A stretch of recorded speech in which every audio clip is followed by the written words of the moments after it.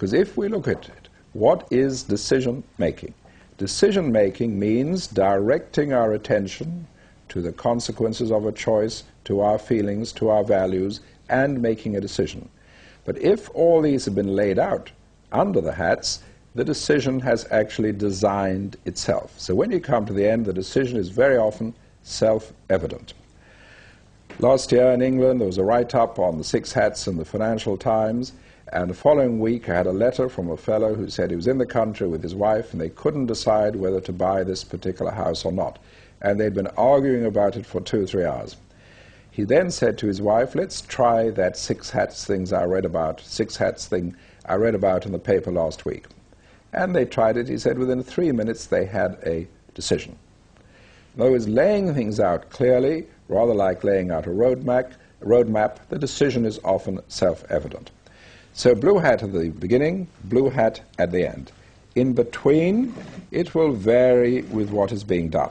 For example, if you are assessing something, then you would start with the yellow hat, because if under the yellow hat, when you're making your strongest effort to find benefits and values, if you cannot find many benefits and values, that is the end of it. There is no merit in that idea.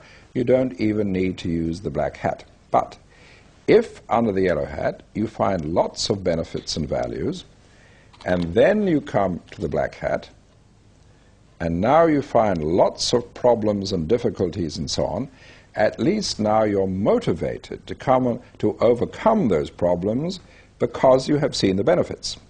But if you start off with a black hat before you've seen any benefits and you find a lot of problems and difficulties, you're going to dismiss that idea without ever having explored the benefits. So in general, in assessment, it makes sense to start with the yellow hat. After the black hat, you may then use the green hat, even if you're using it elsewhere, to see how you can overcome some of those difficulties. Some of them you can immediately say, we can overcome so-and-so. Some of them you can't. You have to note the ones you can't, come back to it later, think about that particular point. If it's a neutral situation, after the first blue hat, you may want to use the white hat. Let's lay out the information. Then you may want to use the green hat. Let's think of alternatives, possibilities. Then you may explore those alternatives and possibilities with a black hat and with a yellow hat on each of them. If it's a situation where you believe that there are strong feelings, strong emotions, after the first blue hat, you may want to use the red hat. For example, before the elections in South Africa, they asked me to teach the 6-hat system, the framework, to the heads of all the peace accord committees in the different townships in South Africa, and they had to solve all the local problems, and they always would start with the red hat. Let people sound off, let them express their feelings, let them express their emotions, and then there was no need to try and feed these into everything for the rest of the meeting. So in that case, you start with the red hat. Get your feelings out on the table.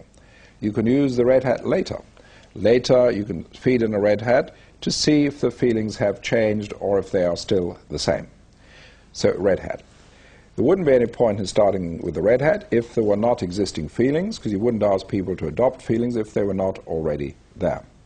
Also, in a few cultures, there's a danger that if you start with the red hat and the senior person, teacher or boss, expresses his or her feeling, there's a danger that everyone may just try and agree with that feeling. In that case, don't start with the red hat. Towards the end of the thinking, you would, of course, have your blue hat at the end. And usually, if any sort of action or suggestion is made, at some point you would want the black hat. What are the dangers? What are the risks? What is the downside? After the black hat, you may also insert a red hat. Now, if the black hat says that's a bad idea, but the red hat says, I still like it, that doesn't mean that you're going to override the black hat. What it means is you may dismiss that particular way of carrying out the idea, but say, but I still like the fundamental idea, in which case you go back to the beginning and try to design a better way of using that idea. even at the end, after your final blue hat, which is your conclusion hat, you may also put in a red hat. The red hat says, what do we feel about our thinking? What do we feel about our thinking on that subject? Are we happy with it? Do we feel we're still uncertain? Do we feel we didn't do it justice? And so on. So the red hat is permission, legitimacy to express feelings, emotions, and so on. Now, of course, those will vary with different cultures. If in Japan someone says, I'm not totally happy with your idea, that means that person thinks it's the worst idea they've ever heard. In other cultures, unless you say that's the lousiest idea you've ever heard, people think you quite like it. So the level at which emotions are pitched will vary from culture to culture. But the red hat gives you permission to express your feelings, your intuition. So what I've been talking about is a very simple tool, a very simple framework,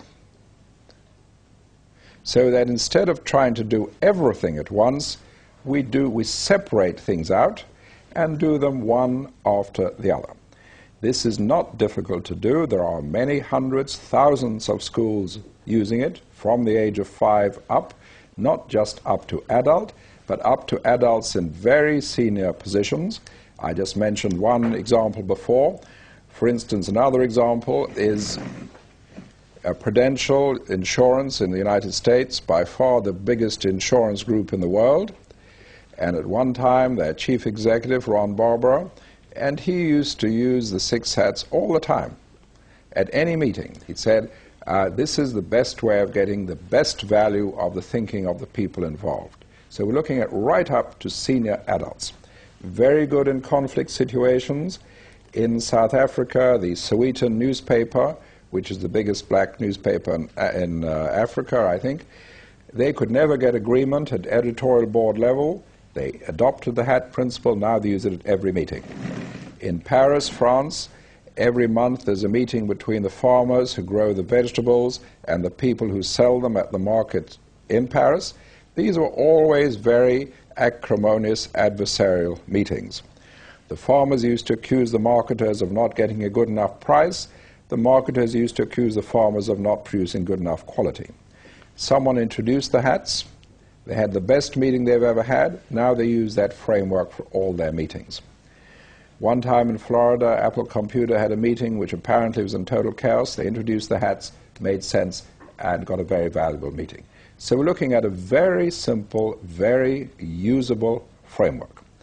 Now, the point which I want to emphasize is this does not mean that our traditional argument system is bad, any more than the front left wheel of a car is bad.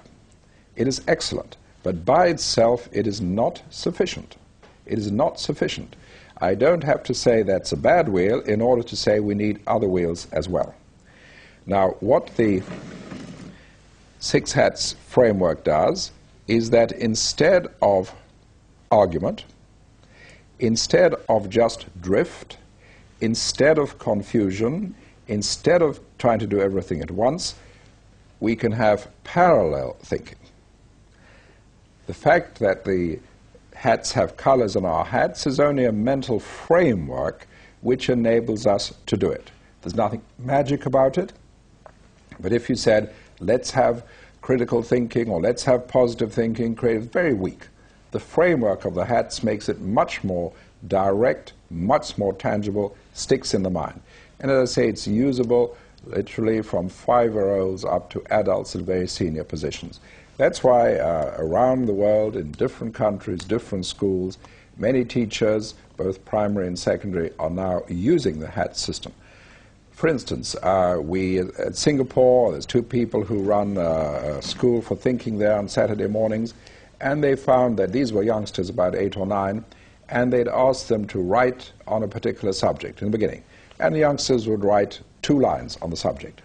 Once they had the 6 hats framework, they would write 40 lines on that subject. Huge changes, because the hats allow you to scan your experience much more fully, as I said with the explorer going into a situation. So we're looking at a framework which works very well, a simple tool that is increasingly widely used. And now I'm coming to the end of my talk, and I'll take some of the questions you may ask and try and answer them. So at this point, I'm going to stop my talk, and just to say that I've been looking at, indeed you've been looking at with me, a very simple framework for parallel thinking, constructive thinking, creative thinking, cooperative thinking, called the 6 thinking hats. So now I'll take some questions.